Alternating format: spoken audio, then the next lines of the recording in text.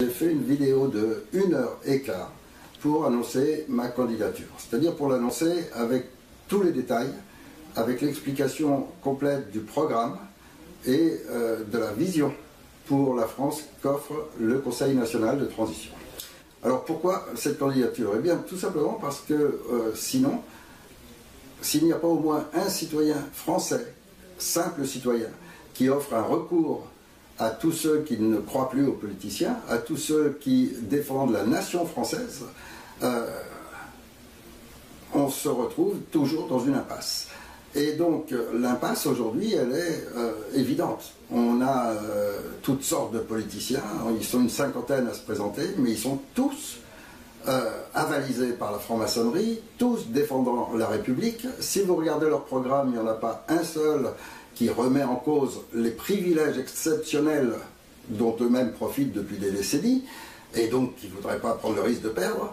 Il n'y en a pas un seul qui offre de rétablir et de remettre en vigueur la Constitution française. Si on parle de cette Constitution française, il faut quand même se rappeler qu'elle a une autorité hiérarchique absolue. C'est cette Déclaration des droits de l'homme et du citoyen. Et cette Déclaration des droits de l'homme et du citoyen a été complètement anéantie, détruite, peu à peu, avec le temps. Voilà comment ça s'est passé, en deux mots. En 1789, lorsqu'on a créé cette Déclaration des droits de l'homme et du citoyen, ça résultait de plusieurs années de réflexion, d'ouvrages, de grands penseurs, de philosophes, et tout cela a abouti à cette Déclaration des droits de l'homme et du citoyen. La Révolution elle-même, c'est plus circonstanciel et surtout appuyé, voulu par la haute bourgeoisie.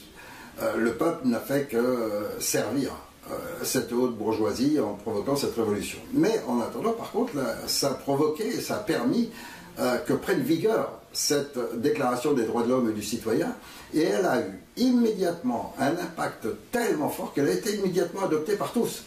Et c'est ce qui a fait que très peu de temps après, elle commençait à courir dans le monde entier. Et peu à peu, tous les pays l'ont admise. Et peu à peu, le monde entier a accepté le concept des droits de l'homme et du citoyen. Donc de ces types, de ces Français, de ces génies, de ces philosophes fantastiques qui ont fait un texte absolument extraordinaire, tellement puissant qu'il a permis de faire rayonner la France sur le monde entier pendant presque 200 ans.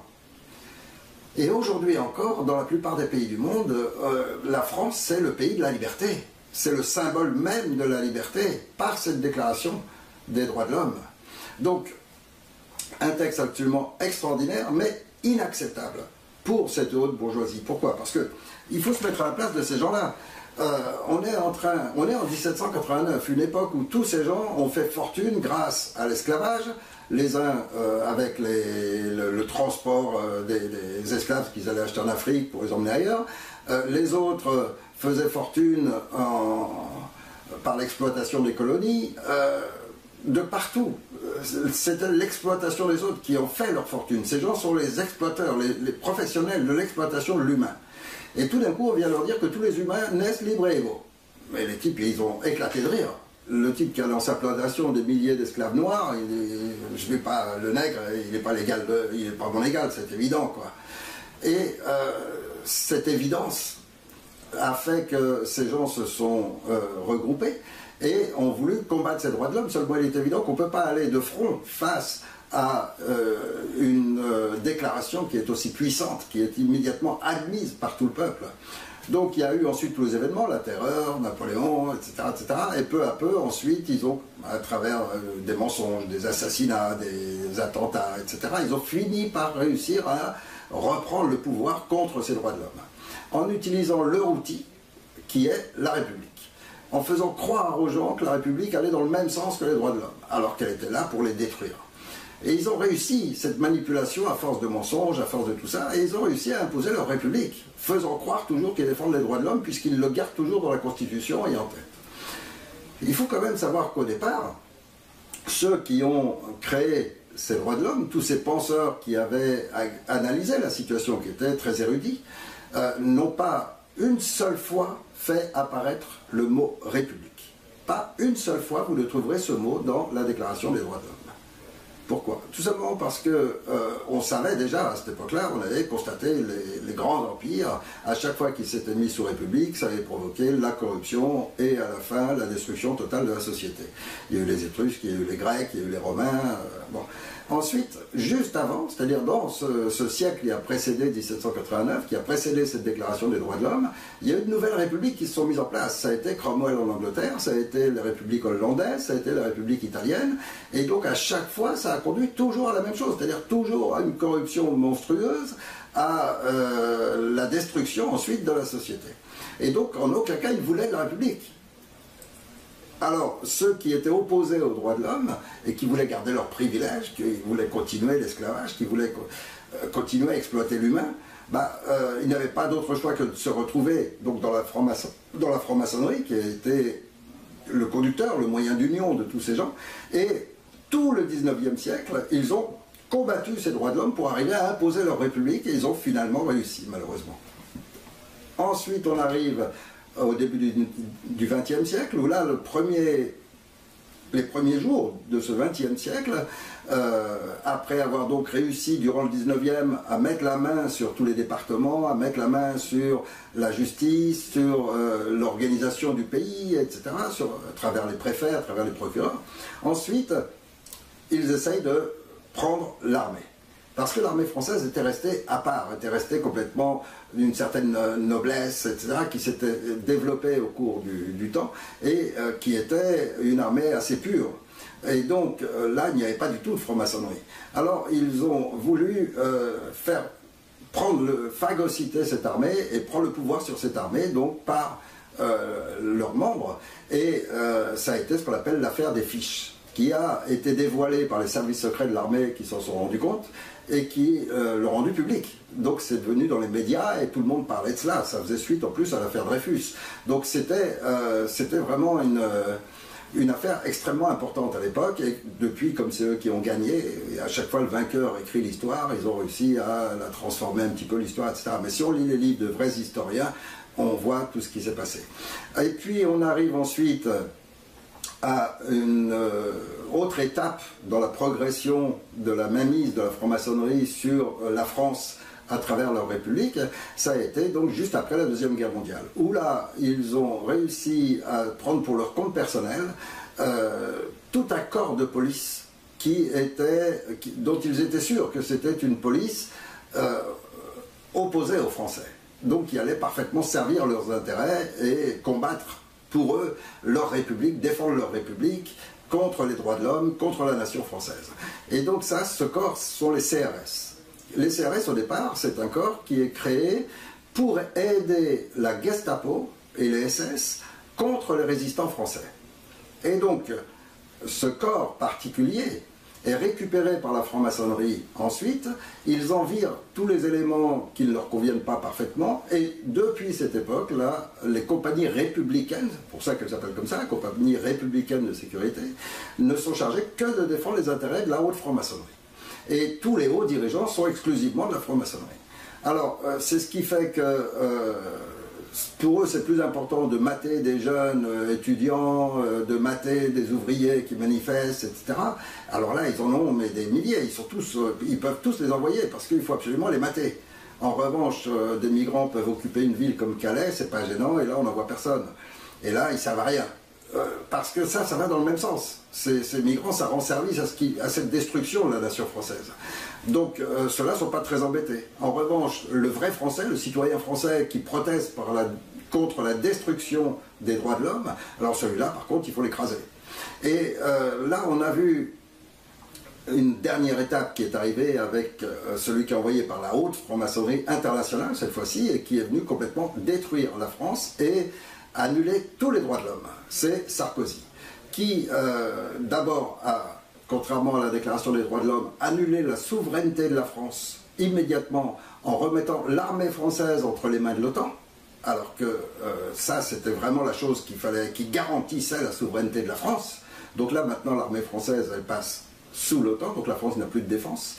Et le deuxième point, ça a été encore une fois de braver complètement cette déclaration des droits de l'homme en passant un décret qui autorise la police à tirer à balles réelles sur les manifestants. alors que manifester est un droit constitutionnel. C'est-à-dire que la loi ne peut pas vous interdire de manifester, c'est le contraire. Si quelqu'un veut vous empêcher de manifester, la loi le punit d'une peine d'emprisonnement et d'une amende extrêmement forte. Voilà ce que prévoit la loi. Or, lui, il passe un décret comme quoi la police a le droit de tirer à balles réelles. Et enfin, le pire de tout, lorsque tous les Français ont dit non, on ne rentre pas dans l'Europe, on garde notre souveraineté, eh bien, il passe outre et met toute la France maintenant sous des lois étrangères. C'est-à-dire que là, c'est une violation, une destruction totale des droits de l'homme. Alors ensuite, la nouvelle équipe qui a suivi, parce qu'on fait croire aux gens que c'est l'opposé, qu'il était à droite, que l'autre est à gauche, que l'autre est socialiste, c'est des conneries tout ça. Ils suivent tous le même programme, et un programme qui est décidé ailleurs et par d'autres gens. Et donc ils suivent ce programme, et là on voit les deux acteurs majeurs, donc Valls, Macron, qui suivent exactement ce programme de destruction des droits de l'homme. La loi travail n'est rien d'autre qu'une destruction des droits de l'homme. Toutes les lois qu'ils ont passées, tous les codes qu'ils ont passés, le gender dans l'école pour que les enfants s'orientent sur la sexualité, les modifications pour faire oublier la nation française, donc même notre langue, la langue de Molière. Molière n'est plus enseigné. Louis XIV n'existe plus. Enfin voilà, là on est vraiment dans la dernière phase de cette destruction.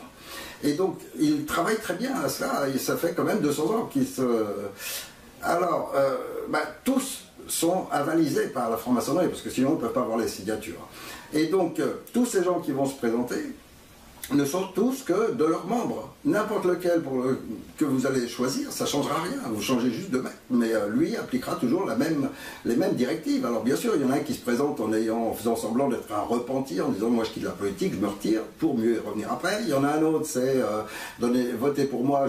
Pour que je donne le pouvoir au peuple, etc., etc. Enfin, ils sont tous à raconter n'importe quoi. Mais tous défendent cette même république de la franc-maçonnerie, pour garder le pouvoir entre eux. Et si vous voulez être complètement sûr qu'il n'y en a pas un d'honnête, c'est très simple. Ils sont tous, et ils vivent tous royalement des millions que donne l'État aux partis, etc., et de leur position de sénateurs, de députés, de tous les mandats qu'ils ont à gauche à droite. Et donc, aucun n'offre un programme disant « je supprime tous les privilèges extraordinaires que possèdent les politiciens. Je leur enlève toutes les immunités, je leur enlève tous leurs privilèges financiers, je leur enlève tout ça. » Voilà, ils deviennent des gens normaux. Il n'y en a pas un seul qui va proposer ça. Pas un. Donc, ça prouve bien qu'ils sont tous, avant tout, à défendre le schéma global de la franc-maçonnerie, de la République. Et donc, cette République, elle a ses dirigeants. Et nous, Français, on n'a personne. Nous, on a un pays qui devient de plus en plus vide. On nous a enlevé notre armée, on nous enlève nos droits, on nous enlève nos lois. Voilà. Et il ne reste plus qu'une carcasse vide avec des citoyens français qui n'ont plus aucun pouvoir, plus aucun droit, et ils feront ce qu'ils voudront. Alors il fallait au moins qu'un parti soit celui des citoyens. Voilà pourquoi j'annonce ma candidature, mais si vous regardez la vidéo, vous verrez dans quelles conditions très particulières. Et on a créé un parti qui s'appelle Transition, pour donner une image de ce parti. On est plusieurs milliers, bien sûr, mais on démarre avec seulement quelques milliers de personnes. On n'est pas très nombreux.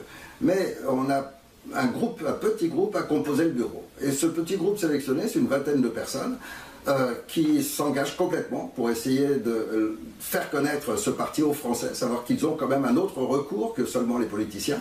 Et donc, pour donner une image de ces gens qui sont dans ce parti, il y a un agent d'exploitation, un grutier, il y a 2 ingénieurs, il y a un sociologue, un psychothérapeute, un médecin, 2 agriculteurs, un chef d'entreprise, j'essaye de me rappeler tout le monde,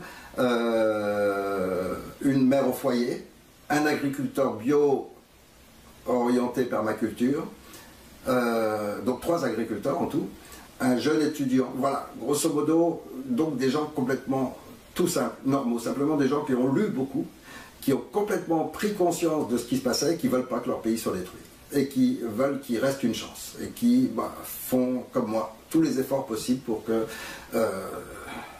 pour essayer d'offrir autre chose que toujours ce même schéma de la République.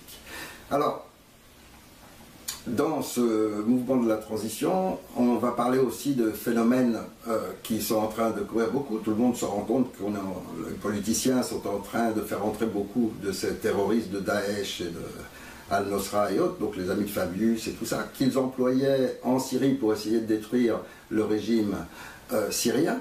Et puis, comme ça ne s'est pas très bien passé, en ce moment ils sont en train de ramener un paquet en France, mélangé avec les victimes de leur bombardement, donc avec des émigrants qui fuient la guerre, et ils sont en train donc de préparer une guerre civile. Or, cette guerre civile, ils se servent de la religion essentiellement pour la mener, et donc dans notre groupe, on a aussi toutes les religions. Et donc dans ce groupe d'une seulement vingtaine de personnes, eh bien il y a des polythéistes, des gens donc qui ont des religions ou cosmiques ou personnelles, ou des religions complètement ce qu'on appelle globalement des gens athées, des gens qui ont leur point de vue personnel et privé. Il y a des monothéistes, des différentes branches, donc juifs, musulmans, chrétiens et autres. Il y a des animistes, donc des gens qui croient aux esprits, etc. Donc voilà, c'est toutes les branches. Mais à chaque fois, ce sont des gens qui... C'est leur vie privée, c'est personnel. Une religion, c'est une philosophie, c'est quelque chose de strictement personnel. Donc, on n'a aucune tendance, ni religieuse, ni politique. C'est pareil dans la politique, il y a des gens qui pensaient plus que il faut... Enfin bon, les pensées de chaque personne représentent à chaque fois un monde différent, un monde politique différent. Mais en tous les cas, tous ces gens-là sont d'accord pour dire qu'il faut absolument sauver notre pays, qu'il faut pour cela virer les politiciens, c'est-à-dire se libérer de la politique, et qu'il ne faut pas tout de suite passer à un régime quel qu'il soit, qu'il faut passer par une transition. Et cette transition, c'est celle qui fait que le peuple de France sera celui qui décide. Alors tout cela, ça répond à un certain nombre de modalités, et ces modalités, c'est ce que j'expose durant cette vidéo, qui dure un petit peu longtemps, mais bon, c'est l'avenir de notre pays qui est en jeu, alors peut-être que ça vaut la peine de l'écouter jusqu'au bout, pour avoir vraiment toutes les informations et de juger par soi-même. Parce qu'en fait, la seule vérité, c'est la vôtre, c'est celle de sa propre logique. Et donc, l'effort d'information est nécessaire pour une réflexion juste. Et donc, au lieu d'entendre toujours ce que rabâchent sans cesse les médias, etc., qui, eux, travaillent pour ces gens, tout d'un coup, vous avez la possibilité avec cette vidéo d'entendre un simple citoyen. Et qui représente déjà pas mal de milliers de gens qui se sont rendus compte qu'il y avait un truc qui tournait pas rond. Et que si on voulait remettre les choses en ordre, il faut absolument que ce soit les Français qui le fassent. Il faut absolument que ce soit de simples gens, des gens avec des compétences. Et on est tous compétents dans un domaine ou un autre. Donc si on s'unit tous, on peut encore sauver notre pays, on peut encore éviter la guerre civile, on peut encore complètement modifier le cours des choses. Seulement, ça ne se fera pas sans effort. Et ça ne se fera pas surtout sans vous. Il faut que chacun ait envie de le faire. Et se dise, bon, ça ne va pas tomber du ciel, c'est pas je laisse les autres faire et on verra s'ils y arrivent, tant mieux. Non, il faut être avec. Et être avec, c'est le but de cette vidéo, c'est de vous inviter.